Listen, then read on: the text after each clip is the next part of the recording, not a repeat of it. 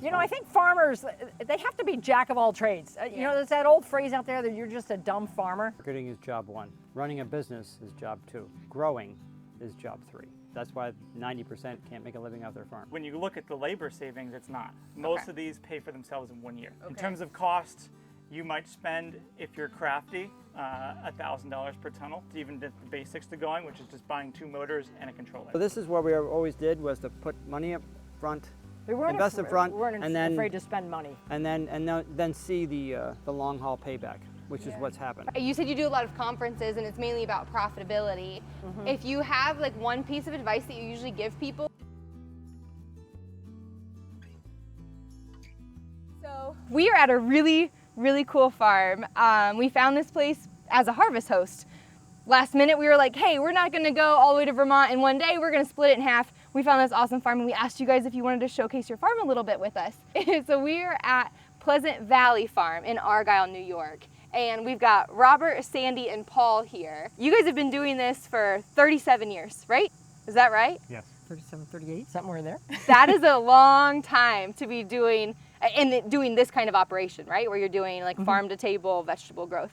Tell me a little bit about how that got started, why you're here. Paul bought the land in 1988, so this was just land. It was cornfields when we bought it. I married him in 91, and we started the farm and put all the buildings up. I think Paul's big focus at the start was he wanted to work for himself, and we wanted to supply food for our family. We wanted to raise our family here on the farm and help the community out. Did you start with this particular farm?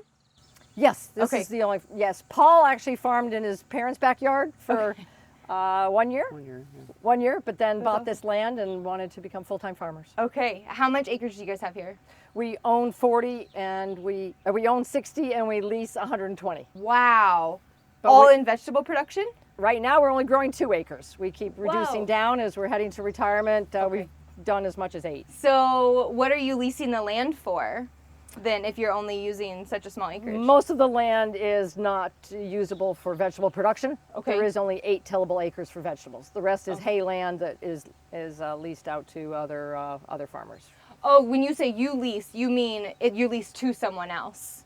Not you're not leasing it. You're leasing it to someone. We are leasing the farm and subleasing out the hayland. Okay, awesome. I love that structure dynamic because that happens so often. It's not always clear cut, right, on farm. So you may have so many acres, but your neighbor is using it, but this neighbor is using that. So that complexity is very common. I love that you're able to help your neighbors out that way, right? Yes. That's Yeah. what's a- Yes. That's awesome. That's awesome. So we're right in front of one of your beds. Can you tell me a little bit about what's going on in these beds here? Right now, our daughter, who is working for us and plus has her own flower farm, had a slow start on her farm, so a lot of her flowers got planted on our farm, along with some of our leeks that are down there and onions. And since some things like these dahlias here are ours, she can use them for her thing, but it's just basically fun for us to grow. But yeah, we get to look at the flowers every day. That's awesome. And with an exceptional view. I mean, your house is right here. You've got the mountainside right here.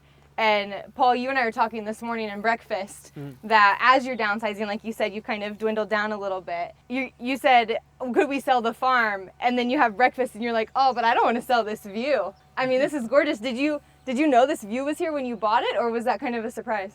Knew the view was here. The issue was that this piece of land was for sale from another farm who owned most of the valley, but people wouldn't buy it because the electric line went right through the middle of it. I thought to myself that great, the property has electricity on it. Well, as time went along, they moved electricity out to the road, so we got our cake and ate it too. And that'll add to another part of your amazing operation here. We had a huge storm come through last night with tornadoes in the nearby town, and you don't have any power, but you're running a generator and you have solar, which is like we're standing right underneath the solar panels. How did you get started with wanting solar and getting that installed? Well, one day we were, when we look at our propane and we can pre-buy and we're in control of the price and we can do our best price, I was looking at our electric bills and I called up and said, where can you get, or people were selling us, different packages, and I'm like, well, what is the price going to be from now to the next 6 months? He goes, well, it changes every day. And I was like, that doesn't sound like a good deal. So I thought we should really put solar in. And so we started with a with a 10K back in 2007. Oh, wow. And put that in. And then in 2012, we put in this array, which is a 20K. So we have 30K, which covers about 99% of our power that comes onto the farm. That's awesome. And we also had grants. There was a lot of Okay. grants that came out through the local power companies and stuff. So 71% were covered by grants that we actually wrote to get the grants. That's awesome. Can you explain a little bit about that grant process? Because I think there are polarizing comments out there about solar being easy or hard to get and to establish on a farm. What was your experience like? I think solar's easy. Robert just did it at his house recently, so he has a better view of that, and the owners don't need to write the grants anymore. I think the solar companies do all the grant work. It's all just state, funded stuff, and all the State solar and federal. companies know what's out there and are basically attached to it automatically. Back in 2007, it was a bit of Wild West, and in 2012, but things have progressed a lot more. So depending on your state and what's available, just talk to a reputable solar company, talk to the people that have used them in the past, and get a good review. But most of the time, you have to do absolutely nothing other than write a check. Wow. Like literally nothing. And They'll this- get the this permits, was- they'll get yeah. everything. And our whole systems it was like a 6-year payback, so it was a no-brainer. Okay. There was money up front we had to pay, but then you get deductions off taxes. I mean, there was a lot of benefits to doing it. And as we're standing here, I can see your high tunnels. Can we walk over there and talk a little bit about your high tunnels and your experience with that? Sure. Okay. I mean, you guys have been doing this for a long time, like 37 years, which, we say that's a long time, but people work at companies for that long, right? Like they retire from the workforce after 40 years of being a doctor or a nurse or an accountant or whatever it is.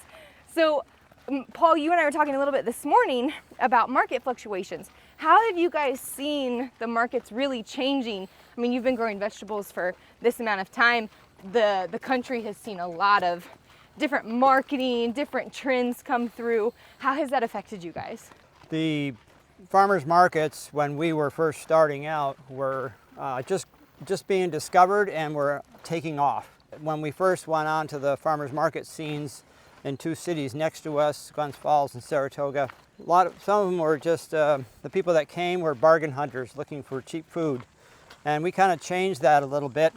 So the people that were really valuing food would come to the market, and with that, an explosion of people came that were really excited, and we just happened to be at the right place at the right time in that sense. Somewhere in the early 2000s, when a book called Omnivore's Dilemma was written, it kind of set the whole buy local scene. That lasted for decades. We see lots of fads come and go really quickly, but that lasted for decades. It's still here today.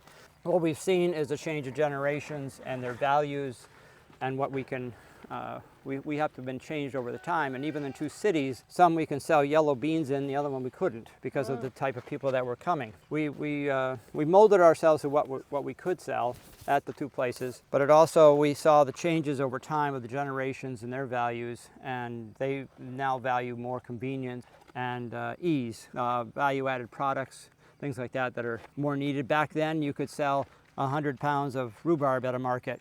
Now you couldn't sell 25, but the people next door who were making rhubarb pies are buying your rhubarb, and the people will buy a pie before they'll make it themselves. Whereas back then, everybody just made their own pie. So are you guys getting involved in that value added then? I saw like on your website you've got some ferments. I know that you also partner with other local farms. So how are you handling that market trend change Well, going we on? switched to an online store when COVID happened. Okay. Actually, Robert switched us to online because we were actually on a world cruise when COVID hit. Oh, and, my. And so our farm crew here, because the farmers market was going to close, and it did close temporarily, but in that process we switched to online. We switched to doing some home deliveries, and our customers just really appreciated that. Okay. And so that's when we started working with other vendors, local vendors buying their products, basically a lot of the same vendors that were at the farmers market. We carry a lot. We have over 600 items on our online store right now. So we've been doing that for about 4 years now. 4 years 4.5 years now. Wow. So we don't do the farmers markets anymore. We switched to doing Okay. just the online. We did both for a while, and it just about killed us. We were way too busy, Yeah. and then we decided to stay with the online. The generations are now, they like convenience. Yeah. Yeah. So getting it delivered and being able to just on their phone order what they want and it comes. And that's we're also perfect. year round. Because of these things. So we're 52 weeks a year. Yes, the tunnels have been a big part of that. Yeah. Can we walk into this one and Yeah. see, speaking of? In 2006, the farmers markets went to year-round sales because there was a lot of people with meats and cheeses and eggs who wanted to continue to sell. So the vegetable farmers just kind of anteed up, and we all started learning how to grow in the wintertime. Which in upstate New York, I'm sure that's difficult. Zone 4, you learned a lot.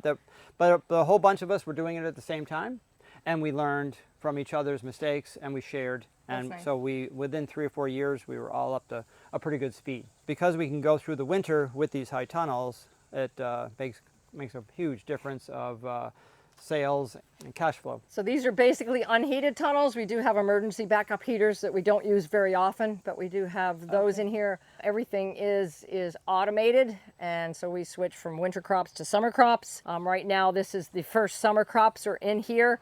These were our first cucumbers and our first squash, and these, as you can see, are getting tired and older. So we have new ones coming on. I think In the next tunnel over. they're in the next tunnel over. And then we have beans in here, so we have new ones down there, and these are older. next, and those are the much older ones down down on the other side. So we do all these successive plantings so that we have a very continual supply of produce. Robert can tell you a little bit about the automation and stuff that we have in these that makes it really a great fit here for the farm. So this has the new squash and cucumbers. Oh, yeah. Starting celery, and we do celery almost year round. So we have another batch of celery that'll be coming on, and then we have our peppers and our eggplants in here. And the more netting, flowers. the netting keeps the insects off.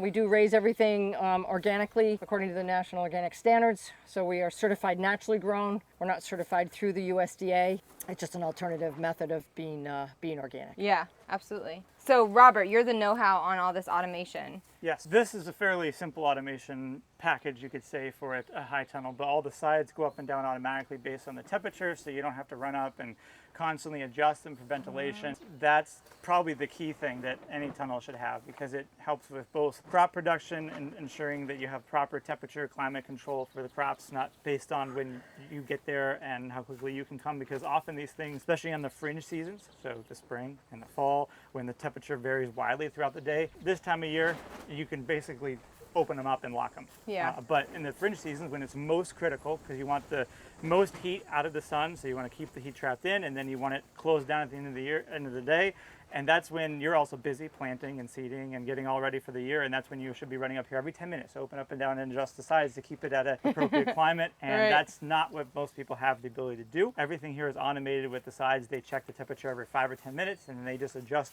by staging up and down and constantly keep the more temperate inside rather than having huge swings. Wow. So that improves both the crop production and it saves you extreme amounts of labor cost. The irrigation in here is also automated, so we can turn it on from our phones, set the time it runs, and that way things can be assured that they get turned on when they're supposed to and turned off when they're supposed to, and no overwatering occurs. And things we people have the problems with. overhead. We have overhead watering as well as. Oh, okay. So wintertime As things drip. flip around and you have overhead for the crops, but this time of year when things are in the black plastic, it becomes turned over to drip irrigation. Yeah. But in the wintertime you don't need to water as much. Right. Most of the time in the winter you don't water at all. During the really deep part of winter, it's only when they're first getting started and then at the end of the year when they're just finishing. Now you mentioned it obviously saves on labor costs, but how is it a big upfront cost to get something like this going? I don't think it's a big upfront cost. You Some do or people- don't? Well, when you look at the labor savings, it's not. Most Okay. of these pay for themselves in 1 year. Okay. In terms of cost, you might spend, if you're crafty, $1,000 per tunnel to even get the basics to going, which is just buying 2 motors and a controller. But ideally, if you're talking factoring installation and good equipment and that kind of stuff, depending on if you already have everything you need with the installation, you might be talking $2,000, but it depends on how much you value your time per hour. I mean, a good business person should be valuing the time $100 per hour. If you're up here and you're spending an hour a day walking back and forth, getting to the tunnel, adjusting it each time depending where you're from in the farm. That adds up pretty quickly Yeah. if you start to calculate it that way. Not to mention the improved production of the crops. We also have sensors up here that alert us to any issues if something doesn't open or doesn't close properly, heat gets too low. We have a camera system so we can watch it and see remotely, is something coming on, is it working properly, did the crew put the covers back on. You know, if we get an alert, we can actually visually see, okay, what's going on? Maybe is it an erroneous alert? Did someone go, oh, the sensor probe got knocked out? Is actually no problem. Everything's closed up. You can hear if the heater's running in the dead of winter instead of getting out here at 1 in the morning and checking did the heater actually turn on? It's like 10 below zero, that kind of stuff. Yeah. So just a clarification is Robert has his own business that he created himself when he graduated RIT. It's called Smart Farm Innovations. Oh. So that's what his living is now, is he drives all over the country and does a lot of installs and helps farms. So you really are the know-how on all of this, right? Yes, I support over 250 farms across the Northeast doing help install automation systems for both irrigation and venting, and then I install extensive Wi-Fi and camera and sensor systems across farms. So my specialization is outdoors Wi-Fi and camera systems, hence why there's cameras and Wi-Fi blanketed this entire farm. That's really awesome. Let's. So this was our first tunnel. I was gonna say your end walls are different, so. So this was our first tunnel put up in 2006. The next one was put up in 2008, and the next one was put up in 2012. So as the progression went along, we also cash flowed them, so we didn't have to do any And we will be, loans on them. when this plastic goes, we will switch it to polycarbonate.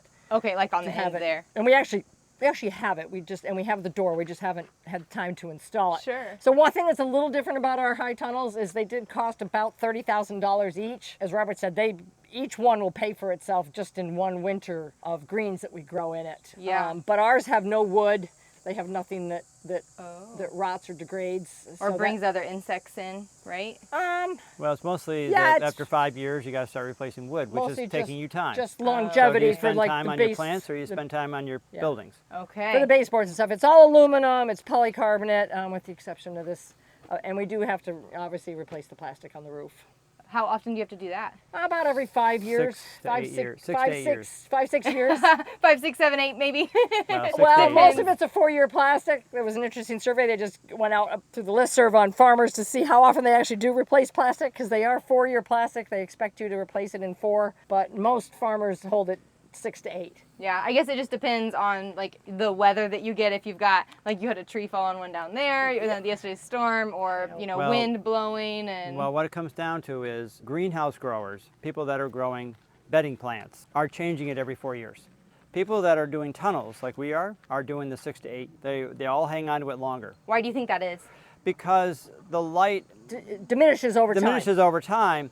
But they're finding that it doesn't really matter so much in the tunnels, because you want most of the time during the summer you want shading anyway. Okay. So that's where Yeah. these roofs are. You can see these are all sprayed to cool them down, But the bedding Okay. plant people need a lot of light as much as possible to get everything started in the spring. especially in the spring. Okay. Yeah, that all makes total sense. Yeah, so they'll do 4 years So in here we've got some cherry tomatoes. This is the tomato tunnel. this year. They're reaching to the sky.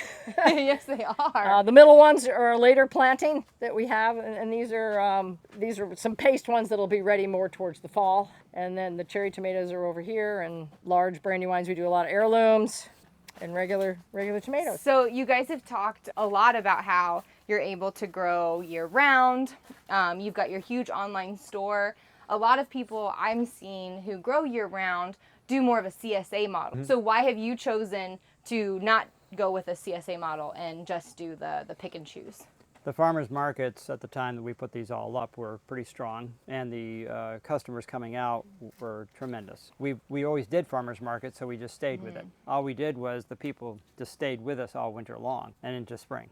So Okay. it just helped. But it also allowed us to have crews that were here year round, didn't have to retrain every spring or lose them because they went out and found something else. So that allowed us then, because cash flow was then positive 52 weeks a year, that we could go on vacations, and it didn't really matter what time of the year we went, because the Yeah. crew was always here. That makes total So that sense. opened up, it wasn't, before it was only, vacations were wintertime. Right. And we had asked customers about CSA, but our specific customers don't tend that way. They just want to be more flexible. They like picking and choosing. They're particular. They cook certain things. The CSA model works for I think, families more Yeah. to just need a lot of food. A lot of our customers are retired or single people. There's some families for sure, but they kind of pick and choose what they need, and it's a wide range, and they Yeah. like that ability to just get whatever exactly they want. We've never had a lot of pressure from our customers, which is who we listen to move in that direction. Yeah. It's not a big thing, CSAs in this particular region. It's, Interesting. It's just not. That's really cool. I mean, time and time again, as you've talked with me, you continue to listen to your customers. What do your customers want? And it seems like that's kind of how you've been able to stay in business for so long. Marketing is job 1. Yeah. Running a business is job 2. Growing is job 3. And most people get into farming because they want growing to be number one. Number one, right.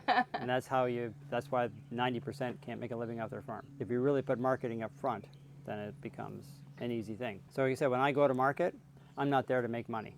I'm there to give good food to my customers, to my friends, okay? They just happen to give me money. But it's just that fact of I'm there for them, so they're there for me. That's what it really comes down Yeah, to. I love that. I've always been a big proponent on people buy from people that they like. Yeah. Or what my dad says it a specific way. People like to buy from people that they like. You guys have said a couple times about maybe it was on camera, off camera. I can't quite remember since we've been here for 24 hours now. But that you guys are getting older and you're looking at what your next steps are. How are you guys managing, if you're comfortable talking about it, how are you guys managing that conversation? And we can stop here in the shade and talk about that if you want. There's usually a nice breeze that comes up through Yeah. Gapway, This has Gapway got here. the best breeze. How I imagine it. We haven't made any decisions. We're kind of, we sort of have a few things that we know we would like to do, but we also are waiting on the right time or the right person maybe to come along, and there isn't any hurry. All we know is that with our age, we're just wanting to slow down a bunch, and we're finding ways to cut out things, and it also makes us more efficient. So those efficiencies would come in, but we're just trying to, with what our abilities are, to slow down. But we're also in, right now we're in a mode of painting all the buildings, the house, everything, and trying to get everything so that if we do want to hand it down to somebody else, whoever that may be, that everything is in good shape. Yeah. Our kids are not interested in really taking over the whole farm. Robert is our tech support help, so he takes care of all the tech stuff that happens here. And my daughter is full-time on the farm, and she does her own flower business, which is actually a minor part of that. And we do sell her flowers to our customers as well. And she does one farmer market a week in the summer. So she's here year-round helping us. She doesn't want to fully take over kind of what we do, but you never know. She's only 30? 28, 29. Going to be 29. 28, 29. And so you never know what's going to happen with her. Yeah. We also have somebody on the farm who was a Long Island farmer. He's young. He's out weeding in the potato field right now. And he possibly has an interest in taking over the farm. He's here for this year as a trial. But, our goal would be to keep the farm going in some fashion and us to just keep slowing down because Yeah. we're still working 80 plus hours a week Wow. year round. Yeah. But that's a lot. we do vacations. We've always felt that one of our main goals with farming is, everybody always hears that, farms don't make money, you're poor and all of that. That, our goal with this farm was to make it profitable enough that, it paid all our bills. It enabled us to pay 100% of our IRAs every year. So we could put money away for investments starting when we were in our 20s, that we would still be able to have vacations every year. Is there one thing in particular that you've done to make sure that the farm is profitable so that you can do those things? When we're here, we work, okay? So that's where you put in the long hours. Yeah. But we do get away. So for this year, we're probably going to be almost 2 months on vacation, okay? And we've been doing that for quite a while. 4 years or so we've been So getting away more. How do we get there? We made a lot of choices way back when, because we were working the extra hours and pushing. Is that we made choices same with the tunnels, that they don't have any wood in them. Does it cost more to do that? Yes, but it provides less time spent fixing things and doing anything later on. In other words, there's no incurring costs with these tunnels. That once they're up, they're fine. They're just running themselves. And the same with the rest of our buildings. They don't, because we did a really good job putting money up front into really nice buildings, they're not costing us anything to keep up. So what we find is and our trucks are the same way. We're driving Mercedes-Benz trucks, the best you can buy. Why? Because they cost nothing to operate for the rest of the time. So there's no downtime, there's no extra cost with them. So this is what we always did, was to put money up front, We weren't invest up front, we weren't and then afraid to spend money. and then see the long haul payback, which is what's happened. Yeah, we research things to death. We're known for that. Everybody, if somebody's going to buy something, they're like, okay, Arnold's, what would you buy? I know you've already researched all this. So we just, we've always tried to just figure out long term, what is the best thing for us to do. How did you get through those early years then, when cash is tight and you aren't making a lot of money off the farm? Did you just save and scrap every single penny you had to get the best of the best? We were both savers. Okay. Paul and I were both savers. We both worked jobs prior to starting to farm, because we were 30 when we started this. Right. He was 27 when he started farming. So we already had some money in investments, but we didn't spend any of my investment money. Paul's money went as a down payment for the land.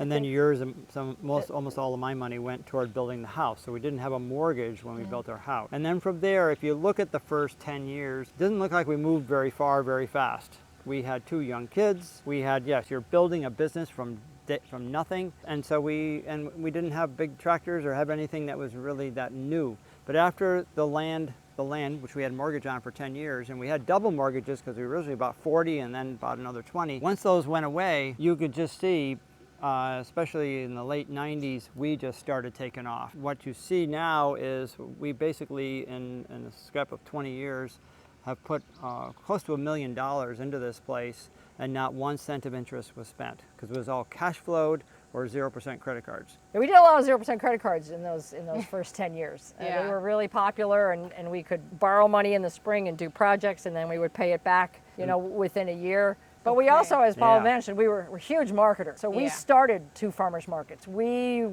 helped get the buildings built for the 2 local farmers markets that we were in. We helped to get grants for those and got the buildings up. And he was president in one for like 17 years, and I did promotions and advertising for years and years, and did events and all of that to really promote the farmers markets, to build the customer base. And so I think that's huge. You need people that are out there that can, make that happen. Yeah, I guess that makes me wonder, or I'm interested then, were you guys working off the farm during those hard 10 years? Like, were you getting any extra income? The first 4 years before we built the house was, she had an off-farm job all the time. I just worked in the wintertime on an off-farm job. Okay. Okay, and then ran the farm. But after the 4 years, by 91, we were done. Okay. We've never worked off the farm since. Wow. So that's because it took that long to get things up and running and get the business where it produces enough money every week. But one of the big things we did was we figured out by 91 how important irrigation was. So in the summer of 91, in the middle of getting the house built, we cash flowed in August a $7,000 pond. And then over the winter time, figured out the irrigation system, and which her father helped develop because he was an engineer, dropped that in, and that cost $8,000 the next spring. And we basically kept rolling it over till June, so then we could cash flow it and pay for that $8,000. That we were thinking that not having irrigation was costing us about $10,000 a year in lost sales. The first year, the farm gross jumped $30,000. We didn't realize how much money we were losing. Yeah. So water is really, really important. We also have it. So that just catapulted us. As you go down through the fields, you'll see we have the irrigation lines in the fields. And as you said, from his phone, before it's just flip the valves, which is still great. Right. But we don't have to move irrigation pipes around. It's all pretty much set, and we just flip valves. You turn it on and off whenever you need it. Wow. And the majority of that system has remained unchanged and unreplaced early 90s. Really? Right. I think the pump's been replaced once, and but all the original piping and most of the original sprinkler heads and stands and everything is all original. Since 92. Since 92. How are you able to maintain that? Those are old. Is it because they were really expensive, like high quality when you bought them? Yeah, you buy high quality, and then you take rainbird care brass. of it. You make sure it's drained in the spring, in the fall, Brass and then you go. It's I fine. think farmers, they have to be jack of all trades. There's that old phrase out there that you're just a dumb farmer. We had a situation with a school that didn't think as a farmer we could come in and teach their children anything, because they just think, farmers don't know much. They're just out there in the dirt playing. That's so sad. Kind of thing. But you know, we know weather, we know clouds, we know climate, we know soils, we know insects, you know, we know marketing. There's just so many things. We know maintenance, we know how to use tools. You know, to be a jack of all trades is to be a successful farmer. And that's, you know, we were lucky, Paul and I, we both came from families. My dad was an engineer. He built our own camp, and he knew how to do everything. He did electrical, so I learned electrical. Paul worked for other people, and My dad learned maintenance. built all the houses we lived in. And he So did. he Paul knew how did to do that. maintenance. You did maintenance at a nursery landscape. So we've had a lot of skills, and it was great with Robert because as he was going to head out in life, he's like, "Oh my gosh, I need to learn some of that stuff from you." So we're like, "Fine, go up and wire that tunnel we just built." So we worked with him. He learned electrical. He did plumbing. So he can do almost anything now, which is really great. It's so nice to be able to pass that on to kids. Yeah. And the final piece, I think, of what for the profitability for us is we're really attention to detail. I love record keeping. We always kept records. We know what we sold. So we knew the value of each crop, what we could make on each crop. So people talk about sweet corn. They want to grow acres of sweet corn. Well, it costs almost as much to grow it as it does to sell it. Now the prices are a little better now. So all the crops we have, like we know dollar per dollar how much every crop will make us in a square foot basis or on an acre basis. Okay, so this is where it starts in the washing station. Well, this is kind of a back. Oh, this is where it ends in the washing station. Exactly. But Okay. this is one part of this, of moving to having everything indoors. So this part of the building right here was all about the barrel washer, which of course washes the carrots and the beets and other wow. products and potatoes. So what that has is a winch up at the top, and we can adjust it to pitch it to what we need it to be at the moment. It gets loaded from this end. This space right here is big enough that you can bring we have a lot of golf carts. So in the wintertime, you would open up the door, bring the golf cart in right to here, close the door, keep it warm in here, and then you would load the barrel washer with the dirty potatoes and carrots, and then they would run down as they tumbled and got to here. This would be the sorting table. Okay. So this little table right here goes down, and all your crates would be right here, and so you could sort. Robert has it all on switches here, so we can just switch a switch and the water goes on, and then we have another switch that'll turn it. So we put carrots, beets, potatoes, and stuff in this, and they roll out Did you guys make into this? here. No. Okay. It was made by another farmer. We've been a farmer, but this barrel washer system, if you had 5,000 acres, you would just have a bigger one, and they would have multiples of them. Right. So this is used across the board with vegetable farms when Yeah. you're doing root crops. So the water just drains, like the water and dirt just drains down? And right drains there? into the drain, and yeah. goes into the drain. Whoa. So this is, and the floor is easy then to just sweep off or, spray down to get all the dirt off. We had a tray, but we learned that the floor was a lot easier to actually clean and keep clean than a table and cleaning all the nooks and crannies out of the table. Yeah. So we got this in '95. It cost $1,000, and it paid for itself in 3 weeks. Wow. So this was one of the best things. Now they're way more expensive, So but that motor's original, haven't touched it, and the woods has been replaced 3 or 4 times. Whoa. What would you have been doing before if you didn't have a barrel washer? How were you washing before we were that? just like in a crate, and you would spray in the bottom, and yeah, it would take a long time. But then Okay. we got to where you could People throw still do that. 400 pounds through in a half an hour, and you were done. That's It was awesome. much quicker. So then here's the rest of your washing station. So walk me through the line here. How does this work? This thing right here was put in 2006, and we learned this from a grower out in Wisconsin, Bill Warner. And it's just basically it's a milk bulk tank, and he put in some pipes in the bottom, and it's got a jacuzzi motor So this that fills blows air.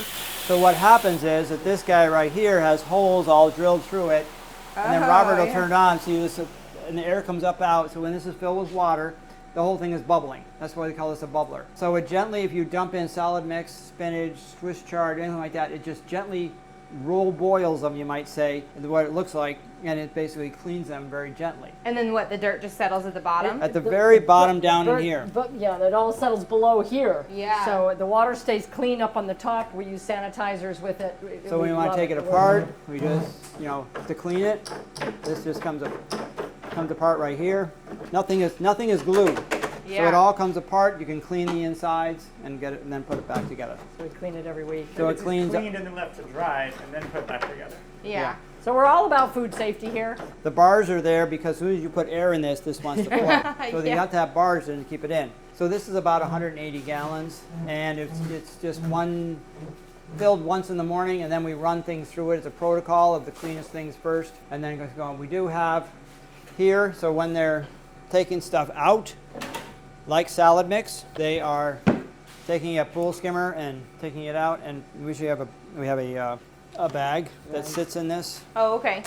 and you just that, and you put it in there and fill these 2 of these. And this is our spinner. And It's this on is- wheels. It's on wheels. This Oh, comes right wow. over to here, and so you would take the bag, take 2, drop in, hit the switch, and you could start filling the next 2, and then from there you take the bags out and they put it on the table to bag up or bulk. Okay. So the salad spinner, it just spins, right? It just like it's a a washing washing machine. machine. Yep. So it just you put it It's on the just spin set on- cycle. Set on bags- spin cycle. the That's bags all are- this. The bags are in there. Yeah, I got right here. Oh, yeah. Yep. And it just spins out. That is so cool. Did you? This is all stainless steel. This is just a washer. Yeah. But it's a lot of the farmers just buy these. I mean, you can buy specific spinners for, 1,000. but they're thousands of dollars. Yeah. I mean, it's Versus an crazy. old. This was like $700. We bought it new. Oh, you do buy them new. Oh yeah, we buy them new for the wash tube. But it's Okay. like it's all stainless steel. It fits all your safety things. Some people take the top off. You don't really need the top, and they'll kind of retrofit the top. But we didn't do that yet. Yeah. We might someday. You never know. Yeah. That is But so then it cool. rolls out of the way when you don't need it. Yeah. And then this sink is for things like beans, because beans will sink. So you put them in here, and other small things will sink and be working. Somebody could be working over here on this stuff. Somebody could be over here working on other things. Somebody could be over there or over there. So you can have quite a number of people working through Yeah. here. It's a pretty compact thing. But it's still also like quite spacious. I mean, you could have 10 people in here and Yeah. not really be elbow to elbow. I mean, you can Correct. still have your working room. That's awesome. Yeah, we usually have like 3 people we working have this all the table hoses right here. on reels, so everything's out of the way. Yeah. Try to keep Yeah, it. so if they're bagging, they've got scales that are sitting right here. Oh, yeah. So somebody is throwing stuff into bags, and then somebody is scaling it, and then all these crates are on wheels, Okay. and they're just filling it. And then when they've got full ones, they put them on the rollers, like right here, and they roll it right into the cooler. Can we walk in? Can we check Yeah. out the cooler? Yep. So there's where we have a lot of Oh, rollers. extra rollers. Yeah. Oh, yeah. That's Nice. a nice size walk-in for us. They And you got have the- 2 entries. right. That's where you load the trucks. You back the That's truck right up, and genius. you just load it. Yeah, so everything goes from here. We used to have one door. You walk everything outside back in, and you Yeah. know, it was a lot of work. So Wow. And this is slider- great. We love the slider doors. Slider doors. If you have a crate in your hand, and you want to go in, You just, just yeah. go in with it. But if you had a regular door, you'd have have to to pop the stop it handle. and then pull the handle. Yeah. Yeah, it takes too long. So our pack out is done all through the computers. So all our orders come in online, and then when we pack out, so we harvest and wash everything that we need, and it's all in crates around the area, and then everything goes up on the screen for the orders. Oh my gosh, look at that. Okay. This is Now, like now you're talking to Robert. this is like the fast food assembly line of small vegetable farm grower. Like Yeah. When you're pulling 150 individual orders, it's all listed up on there. Each one comes up one at a time. wow. We're gonna wait for it to load maybe. I don't know what's up there. I guess nothing's up A there. Mountain View? Oh, the power went out. Yeah, It might take a minute. power's out now. Don't worry about it. If it's not, Yeah. it's okay if it's not. So we gonna have a work. small supply room that we added on over there. We're in the process of cleaning out all the barns. This is part of our 2 weeks kind of taking time off in the middle of the summer, which is a little different. But we're actually busier in the winter than we are in the summer as far as our customer base for sales and things happening. But we're pretty even year round. But summer, a lot of people go away. So winter, they really depend on us for the produce. That's a good point. We do have a big root cellar underneath us. It's just a great big insulated room. We hold it at about 33, 34 degrees with specialized cooling in it. It keeps everything It's 20 by 30.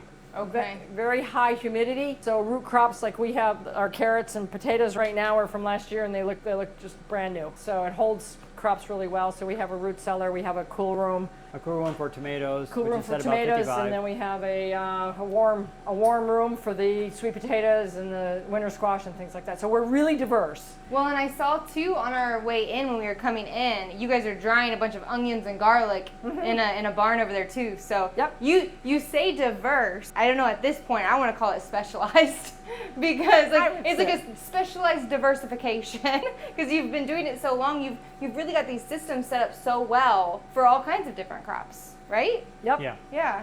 Yep. So storage is huge. Taking care of your crops properly from the time they're harvested to the time they get to the customer. You know, and we're very, very, very detailed on quality. You know, Yeah. we want to have really great quality. We're not afraid to sell seconds. We're not afraid to donate stuff. But, you know, our customers, we want them to have really great quality. So Yeah. a lot of the chefs, you know, they want to have our greens for their events because they know they're really good quality. Yeah, absolutely. And Robert here got the screen up and going. Yeah, so And this you is, can see this it all. is one of the reasons we use the screen, and that gives us the crew kind of the punch list of things to handle and pack and the quantities, so they can just be working here, not having to walk back and forth. These are things we learned over time. It takes so long. Every time you do a crop, you got to walk back over, figure out how many you have to do, walk back over, continue doing it. Sometimes people forget. So we first started with iPads, so we had places to put iPads in places so they didn't have to walk back over and look at places, things like that. But this gives them an organized list alphabetically of what they have to wash and And it pack cha- for that and day, and the colors indicate what's been done and what is still yet to be done. So the green is done, so they just come and fill these things in. So like this, there obviously was one less broccolini, but if they had gotten 33, then that would turn green, and then there wouldn't be, it takes a little while to load, but the color will go away. And that way they can look and go, what do I have left? And it's quick and easy to see. Okay. The other thing we use this for is actually packing the orders. So we bring up the orders here, and then the crew actually reads off of that as they walk around and pack each order in a circle. One reads and the others pack. Yeah. Yeah. And that's all, we have an order, and the order follows the screen the way it is in here. So they start at the top and they work their way down. That's awesome. Yeah, I it's love how many that. seconds can they fill an order is what it comes down to. The crew has been great. They always tried to play games. You know, from the time we started this, we've changed our systems like drastically. Every week. Yeah, every week. We used to print all the orders out, and it was like, oh my gosh, this is such a waste of paper. And we did use different crates. So now we have these crates here, and we put we have pouches on the ends of them. Oh yeah. I don't know if you have any that have a tag in them. So like this guy, it has a tag, so we tag what's in the crate when it's in the cooler, and then we have another tag that's printed off for the customers. And it also has our logo on it. Oh, there you go. Okay. So these are the tags that we print off the computers when we have all of our orders, and it says their name, where it's going, and their number, and then the extra items that are not going to be in their crate. They're frozen, they're milk, fish, Okay. frozen, so that when we get to pick up, they know what they're going to get, and it keeps it all organized. Wow. So we can load in the right trucks and hopefully not have any errors. Yeah, I love the automation on a small farm. I mean, you guys are only doing 2 acres right now. I know you've done more in the past, right? Right. But even still, you're not doing 3,000 acres of tomatoes, No, right? But because we have in-house tech, we have what a 1,000-acre farm would have. for that. Yeah. But But- it pays even at the scale. Yeah. And we learned how to improve processes because we have cameras set up that monitor all this, and so we actually find errors that way. So if we mispack somebody, the order actually is a big number that shows up here, and we go back in the camera and we can flip through the footage and find that order and watch it be packed. And we can see. So we have a 360-degree camera that watches them go around in a circle, and we can actually see what got actually put in their crate. And half the time, it's the husband put the order in the refrigerator, and he actually took it out, and it is there, because we will go back to them and we'll say, we did see it go in your crate, so somebody at your house must have taken it out of the crate and put it away. And you usually get this note back, I'm so sorry, it is here. But we pack close to 1,500 items on a Friday normally. Wow. There's usually 1 or 2 mistakes, and then we have to just look it up, see who ordered it, go through the numbers and find it. Usually it's a counting error in the washing station. That's our biggest struggle. And then there's some packing errors where somebody grabs the wrong thing or so forth. But we learn by watching videos, and that's how we see efficiency, we see timing. We can go back and say how long it took us to do that. We can go back in the camera, we can go from the start to the end, and then we actually can get real data. Instead of like relying on somebody to write it down, hopefully how long it took them, which never Someone works checking out. their watch. Right. I So don't that know, way- it's about 20 minutes, maybe 40. And we say, what took us so long, we go, oh wow, the setup that week took longer, so how can we improve the setup versus this or that? And that's just all in the evening when you're sitting at dinner. You can just go and have a discussion and get the answer right then, just by looking at the footage. So yeah, let's finish up in your greenhouse. So to add to the automation, like you said, you're not heating the air, you're heating the mats. Yep. And then we throw row cover over it in the wintertime, so we're only heating this area here. So the amount of propane that this uses to heat from November all the way to May for all that 6-month time is really about $2,300, which is more than people spend like in the month of February. Wow. So it's again, money up front, but then savings over the long haul. And we start lettuce and shoots every week. And a lot of this is my daughter's. We also make our own soil mix, so that saves a tremendous amount of money. So we love Oh yeah, look at those beet screens. this is Radish. radish Yeah. shoots. Yep. We lost some of a lot of these flipped over yesterday in the winds. Oh no. Yeah, they flip right Everything's over a and little land on the ground. discombobulated in here because things were flying around with the winds. Power went off before we could shut the sides. So wait, does that add a complexity to it then? If things are automated, is there a manual override that's easy on things like this? Yeah, someone Okay. just had to actually walk down here and press the button. It came last on the list of things to do after we did all the other important things, and then Well, they were sent down, and in the sense of, because I was out on the road, and I said, okay, this is what you got to do first. Do this, and in the middle of doing all that, the power went out. And then we had to get here and we had to get the generator hooked up and Yeah. And then we showed up. then you showed up. And added an extra level to it. You said you do a lot of conferences and it's mainly about profitability. If you have like one piece of advice that you usually give people who are looking to maybe be a little more automated, add to their profits, close in on their wasted time, maybe not wasted, but you know, their wasted time. What's your advice to better all of that? Go to conferences. Why? Go online because you can learn it all. He's teaching a session on technology at the New England Vegetable Growers Conference in December. I'm running 2 sessions. I'm on the committee. So there's a lot of great conferences around the country. But you can also just Google and you can find people that, like Robert, does this kind of work. But there's a lot of farms specialize in marketing. There's a lot of information out there. Yeah. I mean, even your site there. I'm sure you've got a lot of good information from the farmers that you've done your blogs on. Yeah. willingness to learn is one of the big things. Yeah. A lot of people think, we've had people come here that want to learn, they think they want to learn, and then we start telling them what to do, and they think they know what they're doing sometimes, and they don't actually have an openness to changing or trying new things, and that's what we're always doing, is trying new things. We trial 20 to 30 new varieties of crops every year to keep up. Being able and willingness to change and try new things is always the deal. Yeah. Because as soon as you get, if you're not changing, then you're probably Stuck in a rut. you're probably gonna hit a wall, and all of a sudden you're gonna find out that you got left behind. And what would you say, Paul? Listen to customers, because they're always changing, so that's the deal. Yeah. And that's why going to conferences and constantly talking to other farmers is the key. To Yeah. learn what's new, what's out there, new pest control methods, new types of controls and systems. Like if you can't afford the upfront, there are newer automation companies that actually do subscription models for the hardware, stuff like that. So you don't have that upfront cost. But calculating out what you think your time is worth will help you figure out where you're going to save money. If you're running around, and how many hours a week do you spend turning irrigation valves off? Okay, well, could you be using that time better? Probably. If you had an extra 2 hours a week to keep up with cultivation, how much higher profits would that give you on your product?